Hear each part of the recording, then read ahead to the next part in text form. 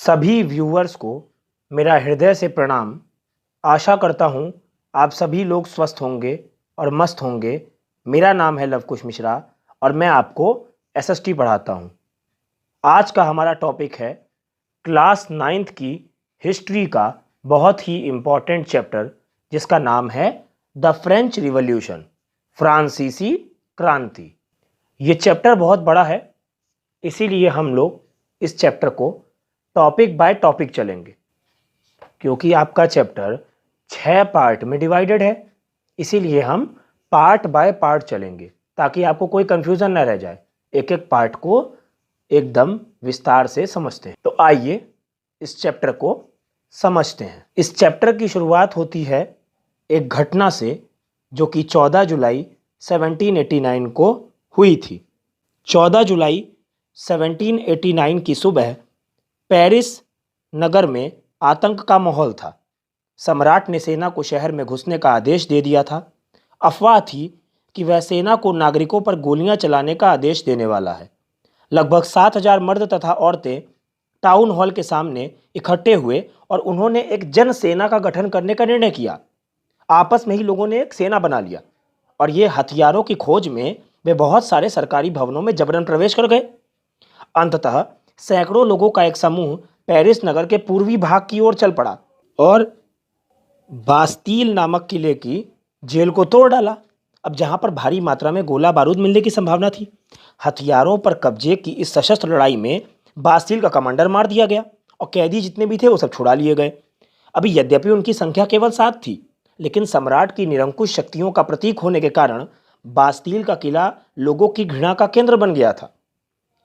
अब देखिए, लोगों ने किले को तो ढहा दिया, लेकिन उसके जो अवशेष थे, मतलब जितना भी ईटा, पत्थर, मोरंग, सरिया, ये सब जितना भी उनको मिला किले को तोड़ने के बाद, वो सब वो लोग ले जा करके बाजार में बेच दिए उन लोगों को जो लोग इस घटना को अपने यहाँ मेमोरी के रूप में सजा करके रखना चाहते थे। मतलब देखिए लोगों के अंदर कितनी नफरत थी कि सामान तक लोगों ने बेच दिया बाजार में ले जा करके।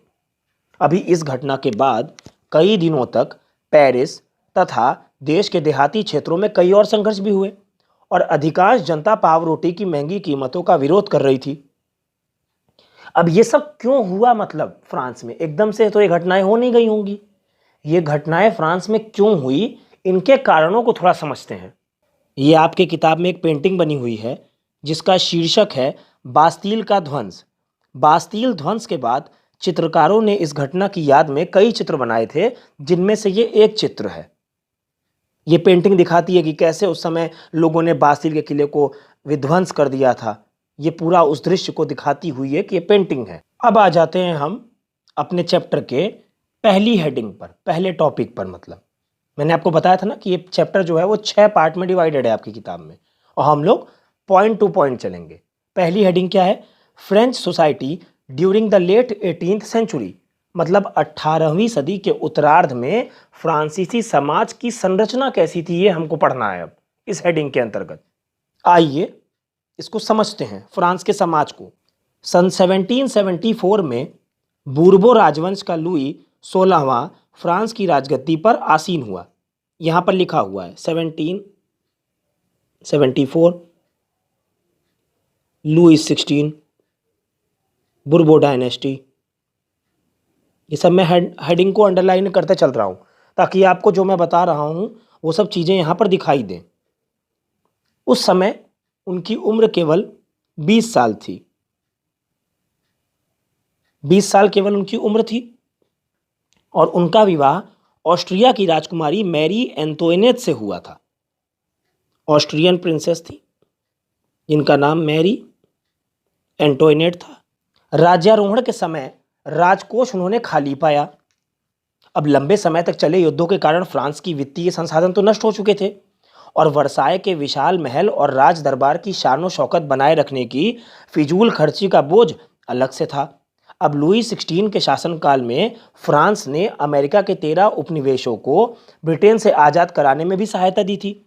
अब इस युद्ध के चलते फ्रांस पर 10 अरब लीवरे से भी अधिक का कर्ज और जुड़ गया, जबकि उस पर पहले से ही 2 अरब लीवरे का बोझ चढ़ा हुआ था। अब सरकार से कर्जदाता जो थे, जिन्होंने सरकार को कर्ज दिया था, अब 10% ब्याज की मांग करने लगे थे। फलस्वरूप फ्रांसीसी सरकार अपने बजट का बहुत बड़ा हिस्सा दिनों दिन बढ़ते जा रहे कर्ज को चुकाने पर मजबूर थी। अपने नियमित खर्चों जैसे सेना के रखरखाव, राज दरबार, सरकारी कार्यालयों या विश्वविद्यालयों को चलाने के लिए फ्रांसीसी सरकार करों में वृद्धि के लिए बाध्य हो गई थी। अब यह कदम भी नाकाफी था। मतलब करों में वृद्धि करने का कदम जो उठाया था सरकार ने, वो भी पूरा नहीं पड़ रहा था। क्यों पूरा नहीं पड़ रहा था, इसको समझिए। देखिए, 18वीं सदी में फ्रांसीसी समाज जो था वो 3 एस्टेट में बटा हुआ था और केवल तीसरे एस्टेट के लोग, जो कि जनसाधारण लोग थे, वही केवल कर अदा करते थे। बाकी दोनों एस्टेट नहीं अदा करते थे। अब जरा फ्रांस के जो समाज है उसको जरा समझ लीजिए। इस इमेज को देखिए। इस इमेज में फ्रांस का जो समाज है उसकी संरचना को दिखाया गया है। यहां पर देखिए, फर्स्ट एस्टेट, सेकंड एस्टेट और थर्ड एस्टेट लिखा हुआ है। फर्स्ट एस्टेट में कौन आता है? क्लर्जी कम्युनिटी के लोग आते हैं। सेकंड एस्टेट में कौन आता है? नोबिलिटी के लोग आते हैं। फर्स्ट एस्टेट को क्लर्जी भी बोलते हैं, पादरी वर्ग भी बोलते हैं। सेकंड एस्टेट को नोबिलिटी भी बोलते हैं, कुलीन वर्ग भी बोलते हैं। और थर्ड एस्टेट जो है ये है हमारा जनसाधारण लोगों का। इसमें कौन कौन आता है? इसमें बड़े व्यवसायी भी आएंगे, व्यापारी भी आएंगे, अदालती कर्मचारी भी आएंगे, वकील भी आएंगे, किसान भी आएंगे, कारीगर भी आएंगे, छोटे किसान भी, भूमिहीन मजदूर भी, नौकर भी। मतलब बेसिकली थर्ड एस्टेट में वो लोग हैं जो मिडिल क्लास को बिलोंग करते हैं, मिडिल क्लास या फिर पुअर क्लास को। और बाकी ऊपर के जो दोनों एस्टेट हैं वो अमीर लोग हैं। और भाई टैक्स कौन देता है? मैंने अभी बताया था आपको, केवल थर्ड एस्टेट वाले देते हैं। ऊपर के दोनों एस्टेट वाले टैक्स सरकार को नहीं देते। यहां पर एक टर्म है ओल्ड रिजाइम, ये बहुत ज़्यादा इंपॉर्टेंट है। सन 1789 से पहले के जो फ्रांसीसी समाज और संस्थाएं थी उनके लिए एक टर्म यूज किया जाता था जिसका नाम है ओल्ड रिजाइम। ये आपका एमसीक्यू की नज़र से बहुत ज़्यादा इंपॉर्टेंट है, एग्जाम में आ सकता है, ध्यान रखिएगा। अब ये देखिए कि फ्रांस का समाज कैसे चल रहा है।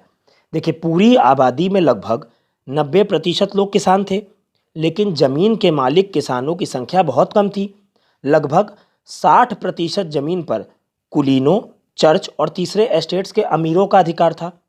प्रथम 2 एस्टेट्स, कुलीन वर्ग एवं पादरी वर्ग के लोगों को कुछ विशेषाधिकार जन्मना प्राप्त थे। मतलब जन्म के आधार पर ही उनको कुछ विशेषाधिकार मिले हुए थे। इनमें से सबसे महत्वपूर्ण विशेषाधिकार क्या था?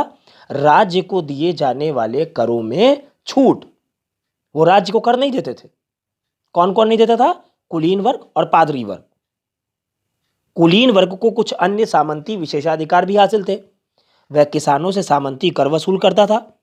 किसान अपने स्वामी की सेवा, स्वामी के घर एवं खेतों में काम करना, सैन्य सेवाएं देना अथवा सड़कों के निर्माण में सहयोग आदि करने के लिए बेचारे बाध्य थे। उनको ये काम करना ही था।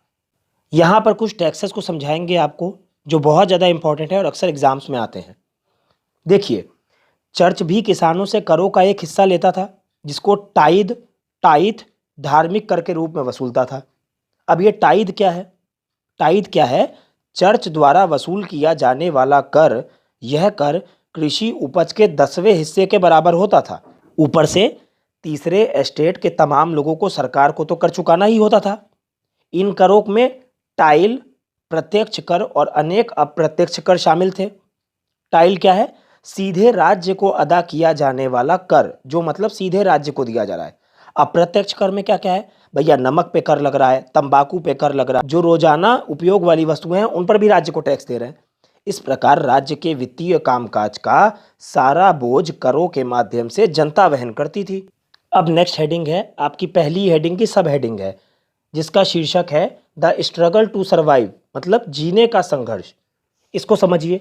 फ्रांस की जनसंख्या सन 1715 में 2.3 करोड़ थी, जो सन 1789 में बढ़कर 2.8 करोड़ हो गई। इसका रिजल्ट क्या निकला?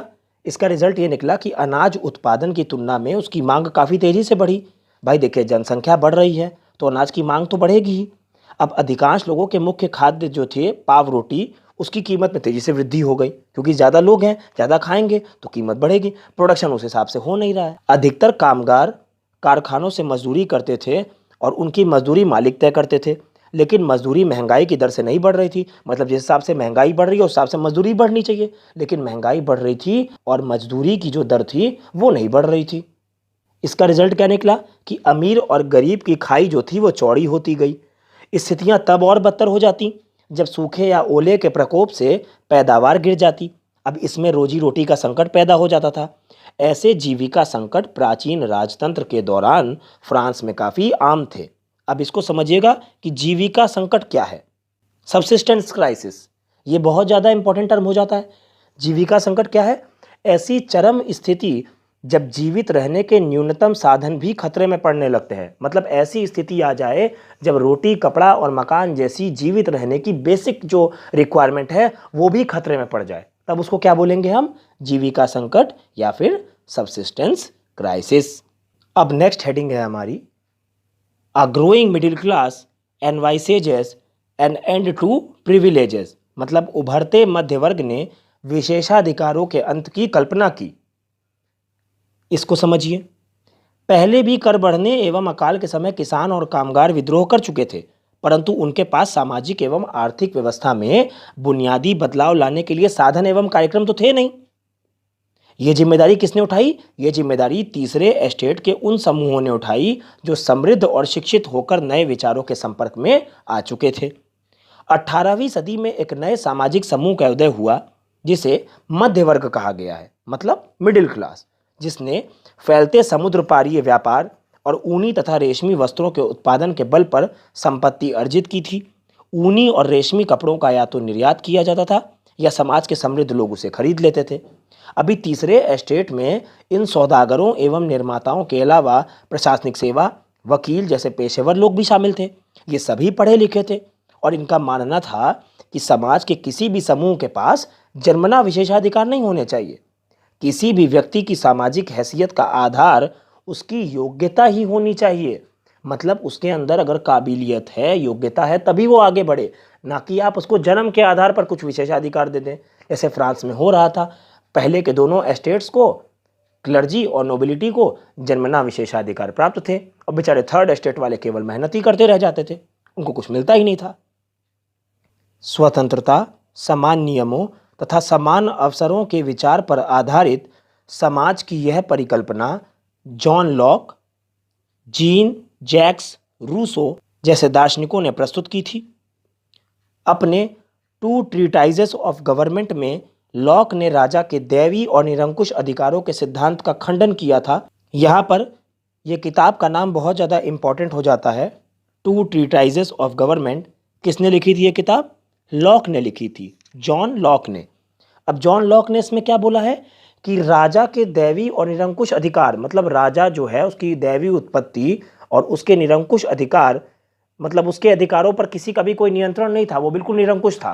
पहले राजा के दैवी उत्पत्ति के सिद्धांत और राजा की निरंकुश शक्तियों की बातें बहुत करी जाती थी, लेकिन जॉन लॉक ने अपनी किताब में इन दोनों सिद्धांतों का खंडन किया। कहा कि ये दोनों ही सिद्धांत गलत है, मैं इनका खंडन करता हूं। रूसो ने इसी विचार को आगे बढ़ाते हुए जनता और उसके प्रतिनिधियों के बीच एक सामाजिक अनुबंध पर आधारित सरकार का प्रस्ताव रखा। मतलब उन्होंने क्या बोला कि जनता और उसके जो प्रतिनिधि हैं उन दोनों के बीच में क्या होता है, एक सोशल कॉन्ट्रैक्ट होता है और इसके बेसिस पर एक सरकार बनती है जिसका उन्होंने प्रस्ताव रखा है। इसके बाद बात आती है मॉन्टेस्क्यू की।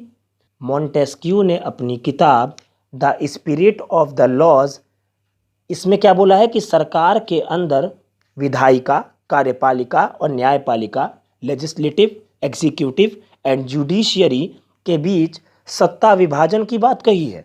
जब संयुक्त राज्य अमेरिका में 13 उपनिवेशों ने ब्रिटेन से खुद को आज़ाद घोषित कर दिया तो वहाँ इसी मॉडल की सरकार बनी थी। फ्रांस के राजनीतिक चिंतकों के लिए अमेरिकी संविधान और उसमें दी गई व्यक्तिगत अधिकारों की गारंटी प्रेरणा का एक महत्वपूर्ण स्रोत थी। अब हम लास्ट पैराग्राफ पे आ जाते हैं कि दार्शनिकों के इन विचारों पर फ्रांस में जो कॉफ़ी हाउस होते थे और सैलून होते थे ना, उसमें क्या होती थी, गोष्ठियाँ होती थी, डिबेट होती थी। इन गोष्ठियों में गर्मा गर्म बहस हुआ करती थी और पुस्तकों एवं अखबारों के माध्यम से इनका व्यापक प्रचार प्रसार हुआ। पुस्तकों एवं अखबारों को लोगों के बीच जोर से पढ़ा जाता ताकि अनपढ़ भी उन्हें समझ सके। मतलब जो लोग पढ़ लिख नहीं सकते हैं उनके लिए इन जगहों पर जोर जोर से पढ़ा जाता था पुस्तकों अखबारों को। इसी समय लुई 16 द्वारा राज्य के खर्चों को पूरा करने के लिए फिर से कर लगाए जाने की खबर से विशेषाधिकार वाली व्यवस्था के विरुद्ध गुस्सा भड़क उठा लोगों के बीच। आगे फ्रांस में क्रांति की शुरुआत कैसे हुई, यह हमारा नेक्स्ट टॉपिक होगा। इस पे हम फिर से चर्चा करेंगे। उम्मीद करता हूं कि आज मैंने जितनी भी बातें आपको बताई हैं वो सभी आपको समझ में आई होंगी और फ्रेंच रिवॉल्यूशन के इस पहले पार्ट में आज के बाद आपको कोई भी दिक्कत नहीं होगी। हमारे चैनल को सब्सक्राइब करिए, इस वीडियो को लाइक करिए और अपने दोस्तों के साथ ज़्यादा से ज़्यादा शेयर करिए। इस वीडियो के डिस्क्रिप्शन में मेरे टेलीग्राम चैनल का लिंक भी है। अगर आप मुझसे जुड़ना चाहते हैं तो वहाँ पर आप जुड़ सकते हैं। वहाँ पर हम लोग MCQs वगैरह की प्रैक्टिस करते हैं और अपने डाउट्स को क्लियर कर सकते हैं। आप मुझसे वहाँ पर कोई भी डाउट पूछ सकते हैं। अगर आपको वीडियो में कोई डाउट हो या फिर आपका कोई भी स्टडी से रिलेटेड कोई भी डाउट हो तो आप अपना SST में मुझसे पूछ सकते हैं। मैं आपको वहाँ पर जवाब देने का पूरा प्रयास करूँगा। मैं भगवान जी से आपके उज्जवल भविष्य की हमेशा कामना करता हूँ। इस वीडियो को देखने के लिए बहुत बहुत धन्यवाद। जय हिंद, जय भारत।